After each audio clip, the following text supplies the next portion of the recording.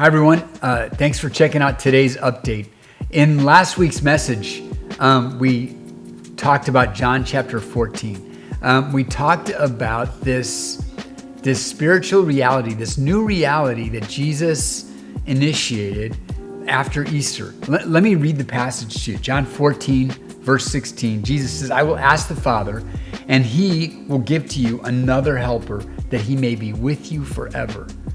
This is the Spirit of truth, whom the world cannot receive because it does not see him or know him, but you know him, because he has been with you, but will be in you." So this helper that Jesus talked about, and I'm putting it in air quotes because, well, two reasons. One, I know it annoys some people when guys use air quotes, so it's just fun to annoy you a little bit. But secondly, I'm putting it in air quotes because it's really hard to translate. It's the word, and we're going to talk more about it later in the week. It's the word parakletos, and it's hard to translate in a single English word, but it's a super important idea.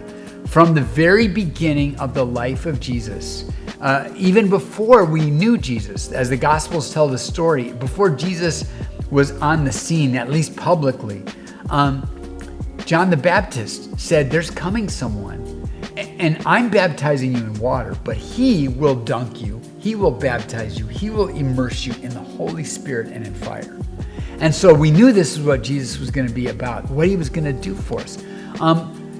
When Jesus first had his first public moment as an adult, he was John the Baptist baptized him, and it says, "And the Spirit of God descended on Jesus as a dove." And John was told by God before that, he goes, "All right, the one that you see that gets baptized, where the Spirit descends on him as a dove, and the dove remains, that's the guy." And that was Jesus. And Jesus kept telling us that even though he was going away, there was an intimacy with God that was going to be ours. There was going to be a presence with us that would change everything. I'm thinking of one of his followers, a guy named Peter. He wrote a book called First Peter. And in chapter 1, Peter says this: "Though you have not seen him, you love him. Though you do not see him now, but believe in him with great joy, fully inexpressible and full of glory." He says the outcome of this kind of trusting in God is going to be our salvation. Here's the point.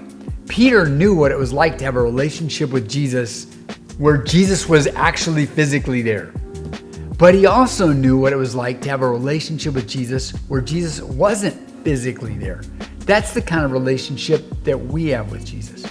And here's the thing, is during this time, when we're separated from each other, when we miss each other, when man, I know you guys are grateful and you love the online services, but man, it still leaves you feeling a little empty, right? That you're not with your Journey family.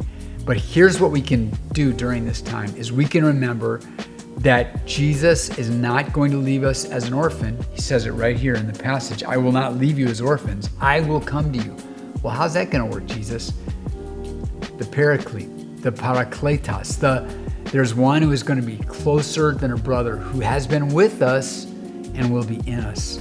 Our job is to cultivate our awareness of that presence all the time.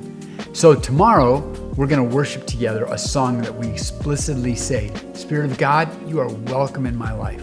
You are welcome in my house. Come." So we'll talk to you tomorrow.